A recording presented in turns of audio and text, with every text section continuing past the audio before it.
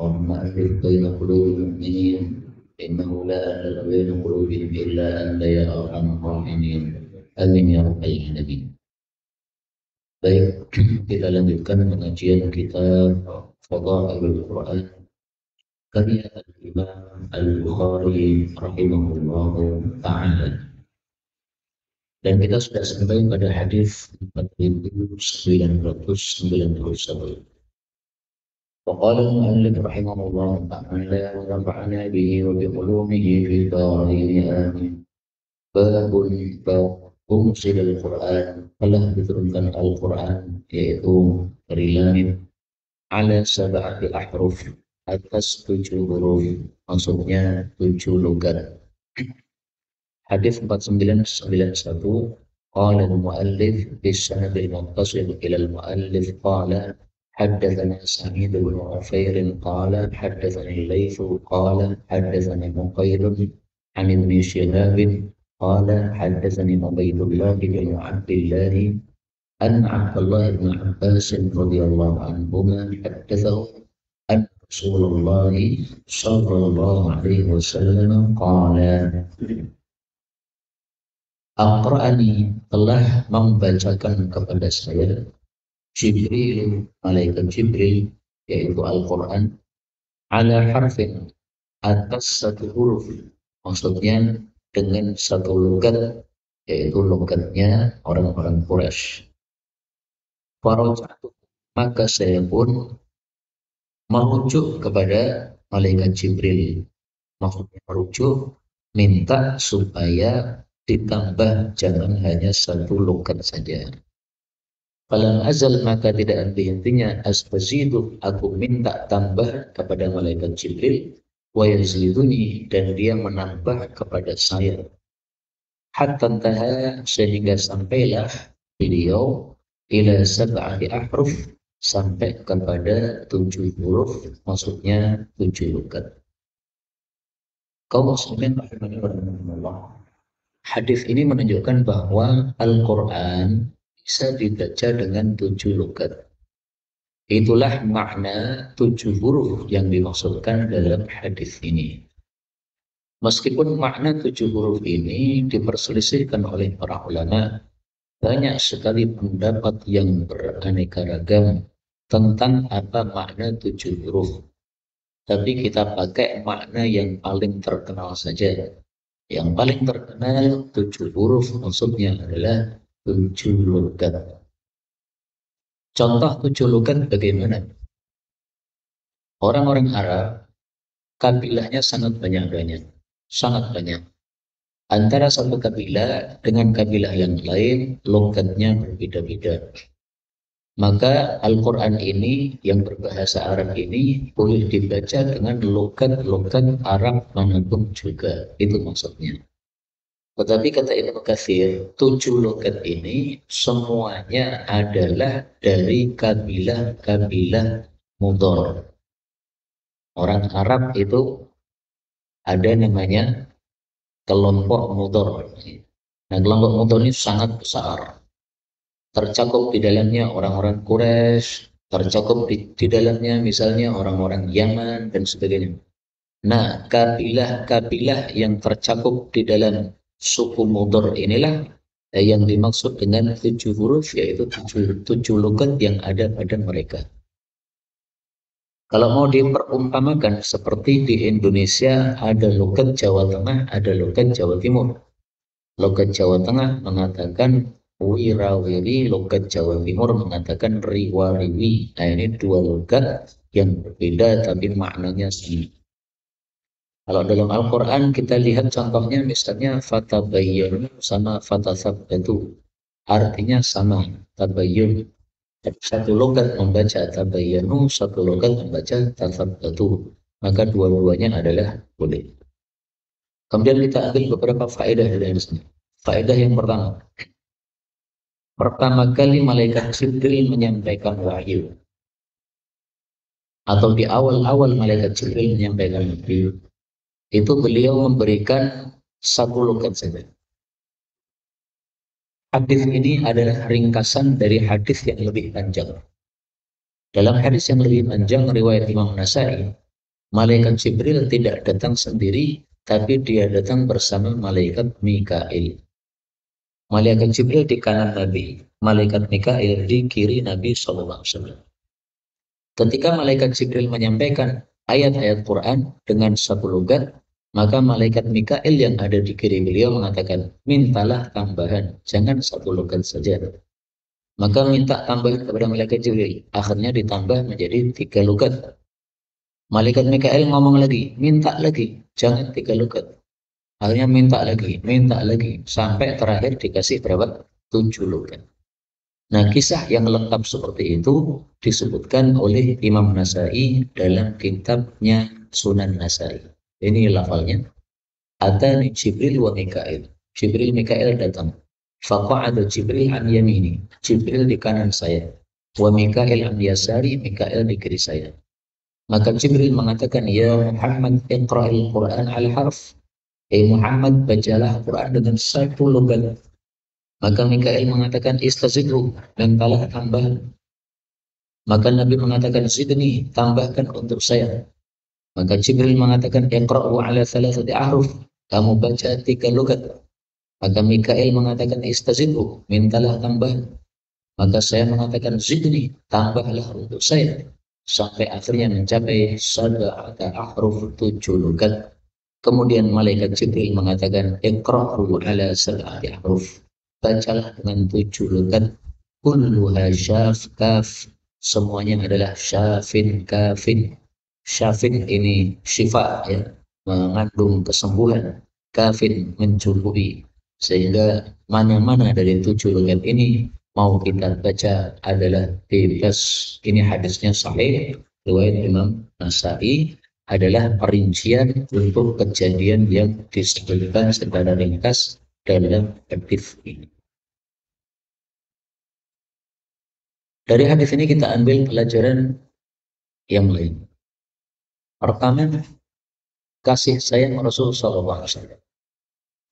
Karena Rasulullah minta tambahan logat ini supaya mempermudah umatnya.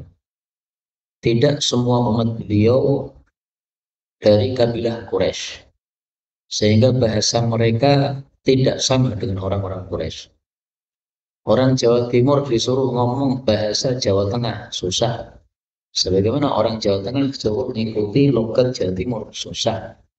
Nah, kalau baca Quran harus satu logat, itu susahnya seperti orang Jawa Timur suruh bicara dengan logat Jawa Tengah. Ini memberatkan. Maka Nabi tidak mau memberatkan umatnya, sehingga beliau minta tambahan 7 huruf tadi. Pelajaran yang kedua, hadis ini menunjukkan fadilah malaikat Jibril dan Mikail, sehingga keduanya diutus oleh Allah untuk menyampaikan wahyu kepada Rasulullah Shallallahu Alaihi Wasallam. Dan para ulama berselisih pendapat siapa malaikat yang paling utama. Pendapat yang masyhur adalah yang paling utama 3 malaikat, Jibril, Mikail, Israfil. Setelah itu malaikat-malaikat yang lain. Ada lagi yang mengatakan malaikat paling utama adalah malaikat-malaikat pemikul arsy. Ada 4 malaikat pemikul arsy. Namanya siapa saya tidak tahu. Yang jelas disebutkan oleh Ibnu Katsir, jumlahnya ada 4 orang malaikat pemikul arsy. Faedah berikutnya, hadis ini menunjukkan longgarnya agama Islam. Jadi kalau kita memberi contoh, apa contoh longgarnya agama Islam? Ini diturunkan Quran 1 logat, tapi kemudian ditambah menjadi 7 logat untuk memudahkan orang dalam membaca Al-Quran. Dari 7 logat yang ada itu, sekarang tersisa 10 qiraat yang mutawatirah.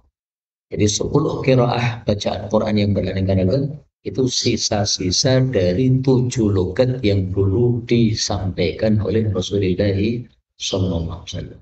Sisa-sisanya saja.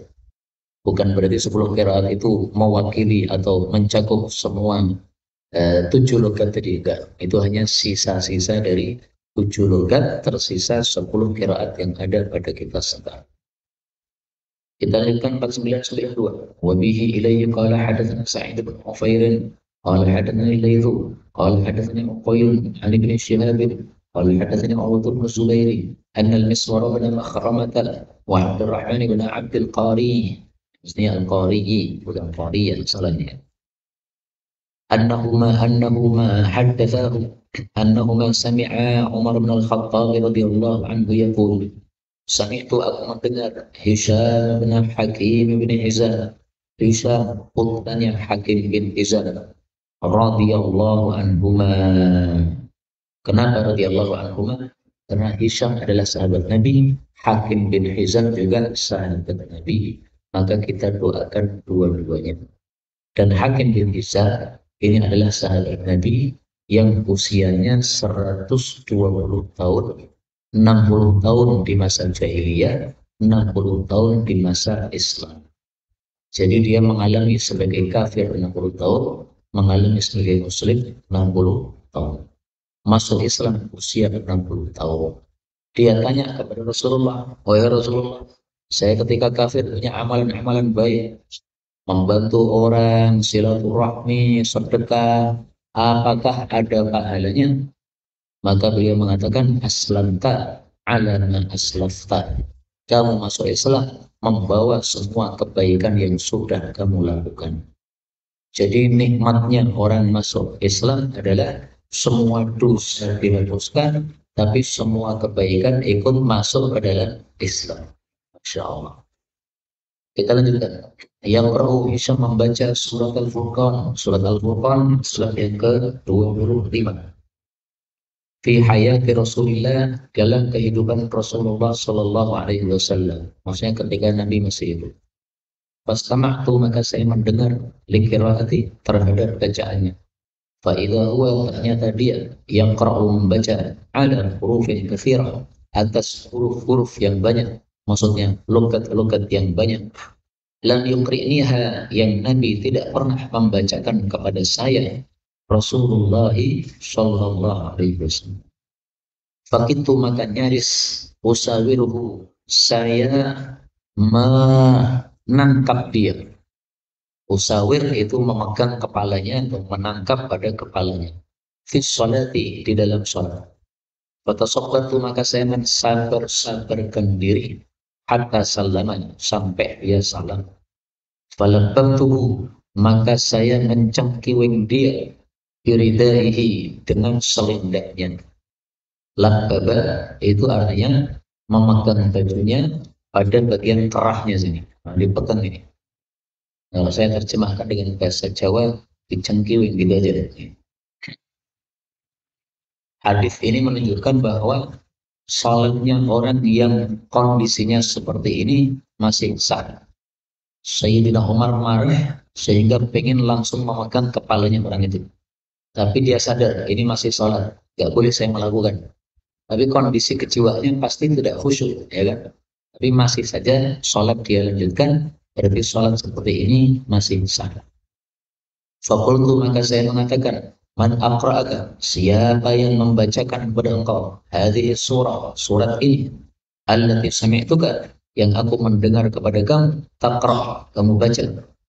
Qala, Hisham mengatakan, aqra'aniha, telah membacakan kepada saya surat ini Rasulullah sallallahu alaihi wasallam. Fakultu, maka saya mengatakan, kadzabta, kamu dusta.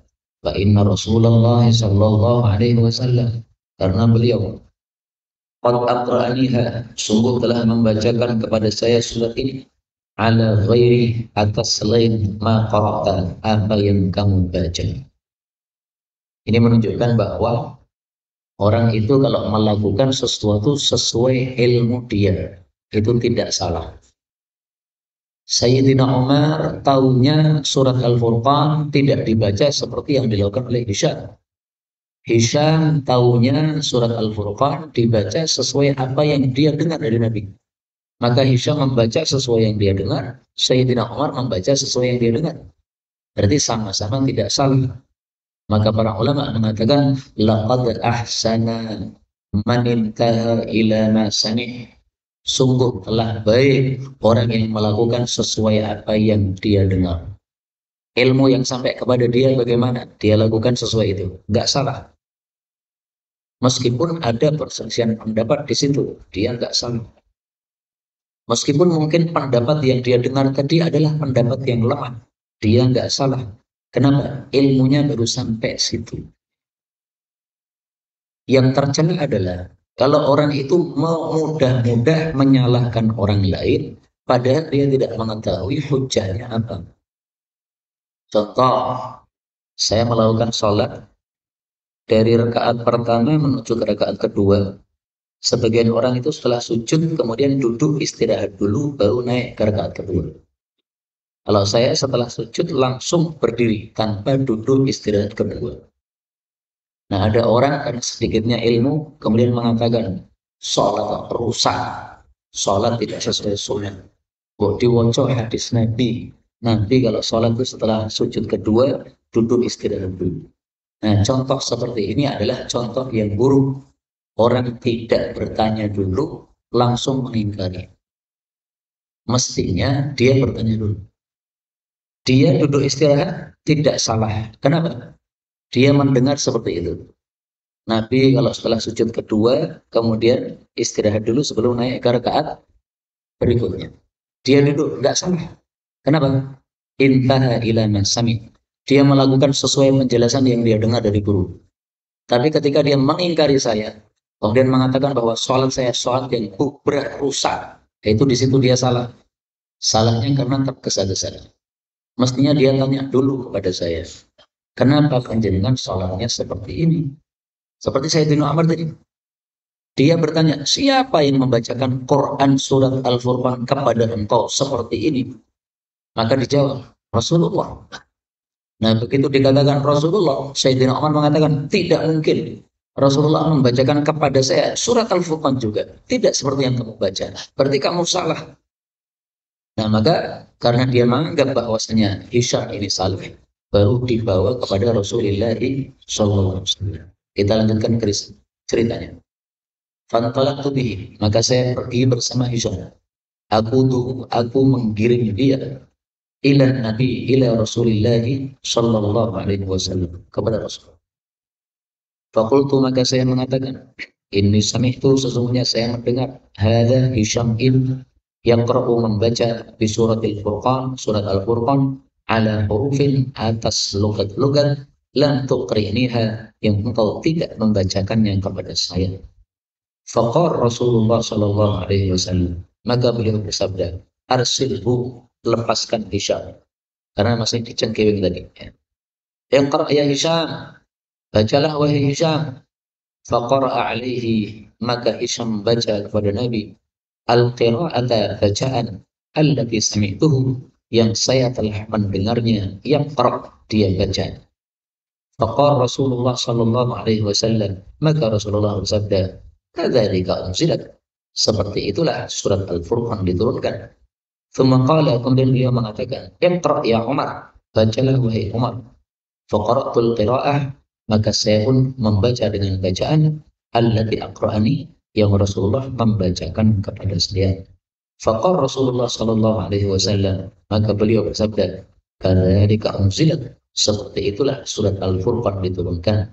Inna hadzal Qur'an, sesungguhnya Al-Qur'an ini, unzila ala sab'ati ahruf, diturunkan atas 7 huruf, maksudnya 7 logat. Faqra'u, maka bacalah ma tayassara minhu, apa yang mudah darinya, yaitu dari 7 logat tadi.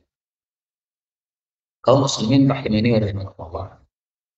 Dari hadis inilah para ulama mengatakan bahwa Al-Quran bisa dibaca dengan beberapa model bacaan. Dan yang tersisa sampai sekarang adalah ada 10 qiraat mutawatirah, itu sumbernya hadis ini.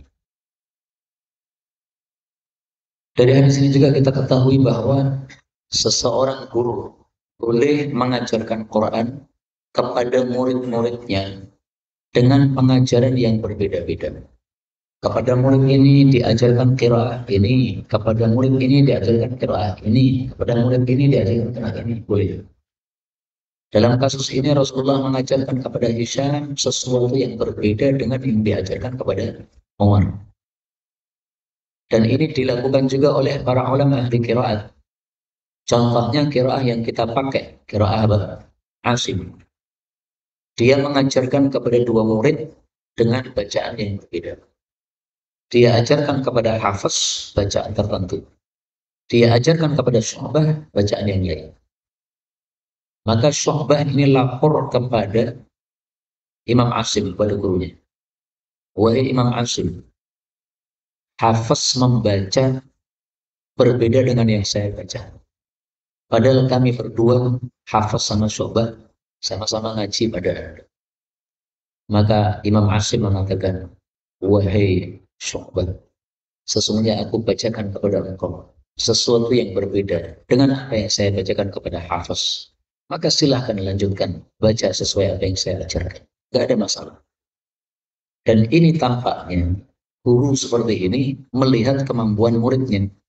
Ini muridnya cocoknya untuk yang mudah-mudah, dikasih qiraah yang gampang. Ini muridnya lebih pintar lagi, kasih qiraah yang lebih susah. Nah, maka tujuannya adalah supaya masing-masing murid bisa memahami pelajaran yang disampaikan. Sehingga pelajarannya dibedakan. Tidak ada masalah. Kemudian dari hadis ini juga kita ambil pelajaran bahwa kita disuruh oleh Nabi membaca ma tayassar, apa yang gampang. Dan inilah tampaknya rahasia kenapa qiraah Asim itulah yang tersebar di dunia sekarang ini. Rata-rata orang baca Quran dengan qiraah Asim. Tidak hanya di Indonesia, di Saudi juga, di banyak negara Islam juga.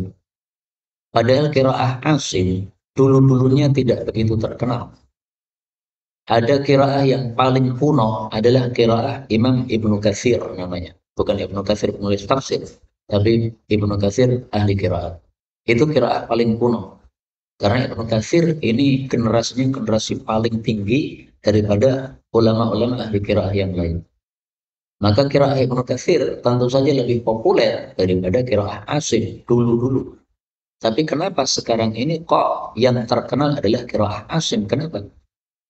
Kata guru saya, Syekh Hamid Al-Bukhari, dia juga seorang ahli qiraat. Beliau mengatakan, tersebarnya qiraah Asim itu setelah adanya khilafah Utsmaniyah. Khilafah Bani Umayyah sudah habis, khilafah Bani Abbasiyah sudah habis, khilafah-khilafah sudah lenyap.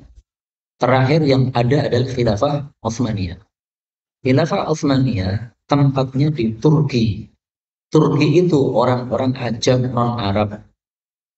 Maka penyebaran Islam Khilafah Utsmaniyah itu lebih banyak ke negara-negara Ajam non-Arab. Nah, orang-orang non-Arab lisannya itu paling gampang kalau baca Quran dengan qiraah Asim. Maka mulai saat itulah tersebar qiraah Asim. Orang Indonesia kalau disuruh membaca qiraah Waros misalnya, susah rampung-rampung. Tapi kalau diajari qiraah Asim gampang. Qiraah Asim tajwidnya, buku tajwidnya tipis. Ditulis oleh Kiai Gontor, cuma segini, tipis. Coba kalau kita pelajari tajwid tapi model qiraah Waros, nggak akan setipis itu. Nggak cukup, karena saking banyaknya aturan-aturan dalam qiraah Waros. Nah, maka Nabi menyuruh baca apa yang mudah, ini sudah sesuai apa yang terjadi sekarang. Orang-orang suka baca qiraah Asim karena itulah yang paling mudah untuk mereka, karena logat mereka logat orang-orang Ajam. Tapi seandainya kita pengen bacaan yang berbeda, saya sudah baca Asim, saya sudah lancar, saya pengen bacaan Quran berbeda, boleh nggak? Boleh. Dalilnya tulis asobu. Asobu. Rasulullah mengatakan, Inna Allah ya'muruka. Allah menyuruh kamu, hai Muhammad, ini perkataan Jibril, antukriha ummataka, untuk membacakan kepada umatmu Al-Quran ini ala sab'ati ahruf, dengan 7 logat. Fa ayyama harfin, apapun logat, qara'u alaih, yang mereka baca dengannya, faqad asabu, sungguh sudah benar. Hadis riwayat Imam Muslim sahih. Jadi kita meskipun orang Aceh, paling mudah bagi kita adalah qiraah Asim. Kalau kita pengen yang lain, qiraah yang lain, teman saya cerita kepada saya kalau baca Quran, supaya tidak bosan, maka satu hari saya membaca dengan qiraah Ibnu Katsir. Dia punya Quran Ibnu Katsir. Nanti hari berikutnya saya baca satu juz lagi qiraah Abu Amr. Dia punya Quran Abu Amr. Nanti besoknya lagi membaca satu juz qiraah yang lain, qiraah Asim riwayat Syu'bah. Besok lagi qiraah Asim riwayat Hafs. Nah, dia punya Quran bermacam-macam, setiap hari baca satu juz, tapi beda-beda qiraah katanya supaya nggak bosan. Seperti ini boleh atau tidak? Boleh. Berdasarkan sabda Nabi ini, aso itu sudah benar. Dan menurut saya cara seperti ini cara yang cerdas supaya kita semangat baca Quran. Baca Quran kalau ada 10 qiraat berarti 10 hari kita bisa beraneka ragam bacaan. Wa tanawwu' yudhibul malal. Variatif itu menyebabkan bosan jadi hilang. Makanya dalam bab yang lain, dalam bab nikah, Rasulullah dikatakan oleh Allah, thayyibatin wa abkar. Kamu akan diberi oleh Allah istri-istri yang salehah, yang perawan maupun yang janda. Kenapa disebutkan perawan dan janda? Para ulama tafsir mengatakan karena supaya variatif, supaya tidak membosankan. Masya Allah. Masalah qiraah juga begitu, variatif tidak membosankan. Baik, kita lanjutkan. Bab berikutnya, babu ta'lifil Quran, bab menertibkan surat-surat Al-Quran. Hadis 4993. Wa bihi ilaihi qala haddatsana Ibrahim bin Musa. Qala akhbarana Hisham bin Yusuf. Anna ibn Jurayj akhbarahum qala wa akhbarana Yusuf bin Mahak qala inni sesungguhnya saya inda Aisyah pada Aisyah ummul mukminin radhiyallahu anha. Ija'aha tiba-tiba datang kepada Aisyah Iraqiyun seorang Irak. Faqala dia mengatakan ayyul kafan khair, kafan apa yang paling baik. Qalat Aisyah menjawab waiha, celaka kamu, wa ma yadurruka, dan apa yang memadharati kamu. Maksudnya kafan itu tidak harus jenis tertentu, sehingga kamu tidak termadharati seandainya kafanmu warnanya putih atau tidak putih, seandainya kafanmu itu adalah ada coraknya atau tanpa corak, yaitu yang satu warna saja, itu tidak madharat. Tapi pertanyaan ini juga tidak salah. Dia ingin kain kafannya sesuai dengan sunnah baginda Rasulullah SAW. Nah, kalau kita ingin sesuai sunnah baginda Rasul, kafan itu disuruhkan yang berwarna putih. Sebagaimana sabda Nabi Shallallahu Alaihi Wasallam, beliau mengatakan, ilbasu thiyabal biyadh, pakailah baju putih, fa innaha adhar wa atyab, karena itu lebih suci, lebih baik. Wa kafinu fiha mautakum, kafanilah padanya orang-orang mati kalian. Tapi perintah ini sepakat para ulama tidak wajib, sehingga pakai baju tidak putih juga boleh. Nabi juga punya baju hijau, kemudian Nabi juga punya baju merah.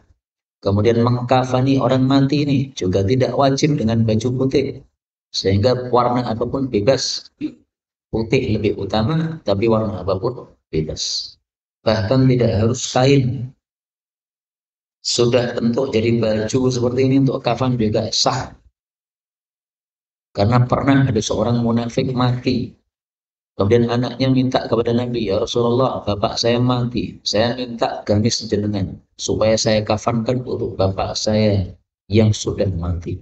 Rasulullah lepas gamisnya, dikasihkan kepada dia. Akhirnya dikafankan kepada bapaknya yang sudah mati. Jadi gamis untuk kafan boleh, tetapi lebih utama dalam bentuk kain sebagaimana kafannya Rasulullah Shallallahu Alaihi Wasallam. Kita lanjutkan. Qala, dia mengatakan, ya ummul mukminin, hari ini tunjukkan kepada saya mushaf Anda. Qala, Aisyah mengatakan, 5. Untuk apa? Qala, dia menjawab, la'ali, barangkali saya u'allifu, akan menertibkan Al-Quran, maksudnya surat-surat Al-Quran, alaihi, atas mushaf kamu, sesuai dengan mushaf. Fa'innahu yuqra', karena Quran itu dibaca ghairu mu'allaf, tanpa ditertibkan, Maksudnya tidak ditertibkan sesuai dengan waktu turunnya Quran. Qalat Aisyah mengatakan, "Wa ma yadurruka, apa yang memadai kau? Ayyahu, mana saja dari Quran qara'ta qablu yang kamu baca sebelumnya." Maksudnya bebas baca Quran, tidak harus urut seperti itu. Inna sesungguhnya dia adalah nazala turun, awwala ma nazala pertama kali yang turun minhu darinya suratun satu surat minal mufassal dari surat-surat mufassal.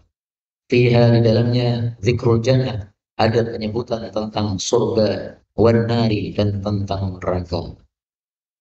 Yang dimaksud satu surat dari mufassal ini adalah ada kalanya surat Al-Alaq, surat Iqra, ada kalanya surat Al-Muddathir. Apakah di dalam surat Al-Alaq ada penyebutan tentang jannah dan neraka? Ada, tetapi hanya isyarat saja. Allah mengatakan pada surat Iqra, sanad'u az-zabaniyah. Surat Iqra ayat yang ke-18. Kami akan panggil malaikat Zabaniyah. Zabaniyah artinya pendorong dengan keras. Zabana mendorong. Malaikat Zabaniyah menjaga neraka disebut Zabaniyah karena mendorong orang-orang kafir ke dalam neraka dengan keras. Nah, berarti ini bicara tentang apa? Surga dan neraka secara isyarat saja. Atau yang dimaksud adalah surat Al-Muddathir. Apakah ada pembicaraan tentang surga dan neraka? Ada dalam surat Al-Muddathir. Allah Subhanahu wa taala mengatakan, "Ma salakakum fi saqar?" Apa yang menyebabkan kalian masuk ke dalam neraka saqar? Sa'uslihi saqar. Saya akan masukkan dia ke dalam neraka saqar. Ini surat Al-Maidah Al-Muddathir ayat 20.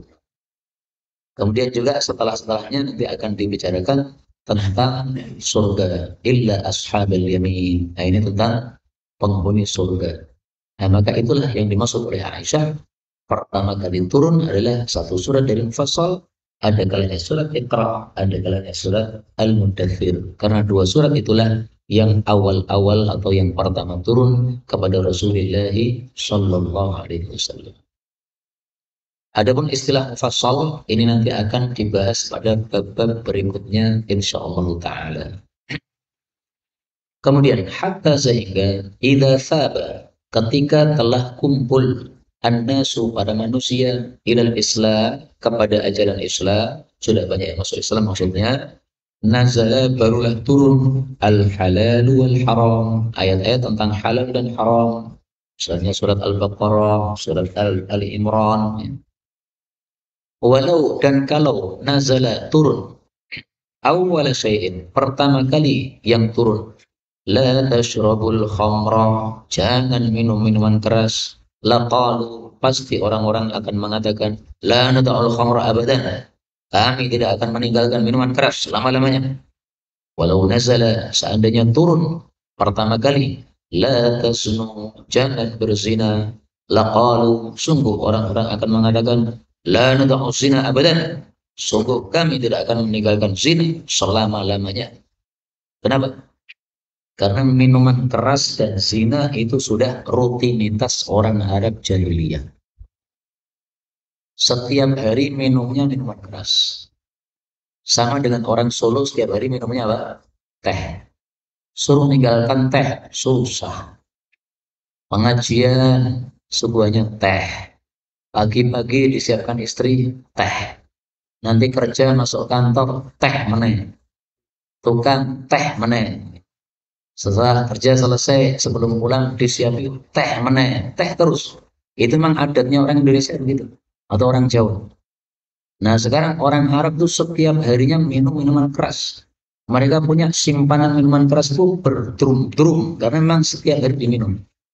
Nah, seandainya Quran langsung turunkan, jangan minuman keras, tidak akan ada yang masuk Islam. Maka dari sini kita ambil pelajaran bahwa dakwah hendaklah bertahap. Dakwah itu jangan langsung semuanya, nggak bisa. Pelan-pelan, perlahan-lahan, satu dulu disampaikan, sudah bisa menerima, yang lainnya lagi disampaikan, urut. Kemudian dari sini kita ketahui juga benarnya perkataan orang-orang Arab yang mengatakan tarkul adawah. Meninggalkan adat itu sama dengan permusuhan. Mereka sudah biasa minuman keras, sudah jadi adat. Disuruh meninggalkan, oh itu ngajak berantem gitu. Maka tarkul adawah. Meninggalkan adat adalah apa? Permusuhan. Karena itu kalau kita menyelisih adat orang, ya kita hendaknya hati-hati. Jangan asal bunyi. Misalkan orang-orang sudah punya adat mereka. Kalau 17-an itu buat acara 17-an. Yaitu memang tidak sesuai ajaran Nabi. Betul. Tapi kalau kita mau meninggalkan adat atau menyelisih adat, hati-hati. Terutama orang Jawa. Gampang sekali sakit hatinya.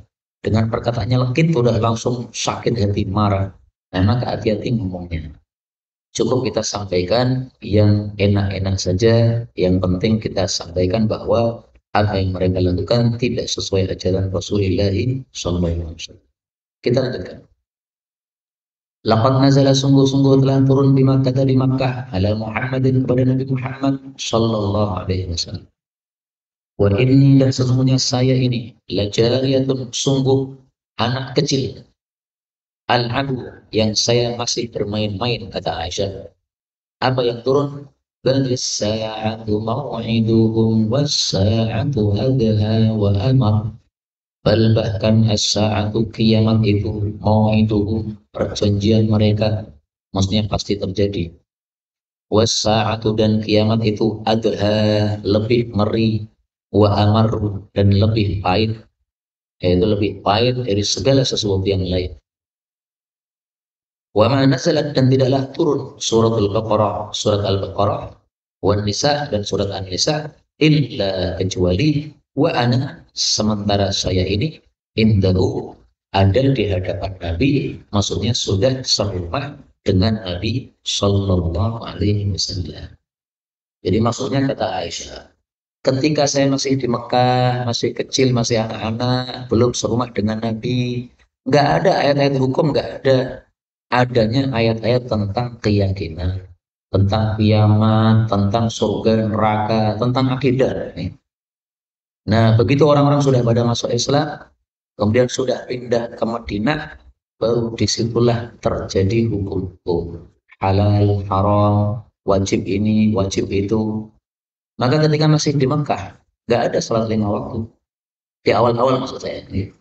Tapi setelah itu, setelah awal-awal di Mekah, barusan Nabi naik Isra Mi'raj, baru ada salat 5 waktu. Itu bukan di awal-awal di Mekah itu. Itu sudah agak beberapa tahun setelah itu. Karena Isra Mi'raj itu bukan awal-awal Nabi mendapatkan wahyu, tapi setelah beberapa tahun setelah itu. Nah, surat Al-Baqarah isinya hukum-hukum. Surat An-Nisa juga isinya hukum-hukum. Surat Ali Imran sama juga isinya hukum-hukum. Makanya surat Al-Baqarah sama Ali Imran itu disebut dengan istilah apa? Az-Zahrawain. Az-Zahrawain. Iqra'u bacalah Az-Zahrawain. Dua surat yang bersinar cemerlang. Apa itu? Al-Baqarah dan Ali Imran. Kenapa Al-Baqarah dan Ali Imran disebut dua surat yang terang benderang? Para ulama katakan karena banyaknya hukum yang disebutkan di dalamnya. Yang namanya hukum pasti jelas. Nah, sehingga disebutkan surat yang terang benderang dengan hukum-hukum yang ada padanya. Kita lanjutkan. Qala rawi mengatakan fa akhrajat lahu, maka Aisyah mengeluarkan kepada dia al-mushaf, mushafnya, fa amlat alaihi, lalu dia mendiktekan kepadanya ayat-ayat dari surat-surat, maksudnya urutan yang ada pada mushaf dia. Jadi maksudnya orang ini datang kepada Aisyah pengen tahu urutan surat sesuai turunnya, bukan urutan surat sesuai Quran yang tersebar. Dia mengatakan Quran yang tersebar itu urutannya sudah tidak sama dengan urutan turun. Saya pengen ngerti sesuai urutan turun. Nah, kata Aisyah, apa yang mengerti Anda? tidak harus baca Quran sesuai urutan turun. Apakah baca Quran harus Iqra dulu, habis Iqra baru Al-Mudaththir, habis itu baru yang lain-lain? Enggak. Makanya tentang urutan mushaf Quran itu yang ada sekarang ini, Al-Fatihah, Al-Baqarah, Al-Imran. Ini diperselisihkan oleh para ulama. Apakah itu langsung dari Nabi ataukah itu ijtihad dari para sahabat? Diperselisihkan.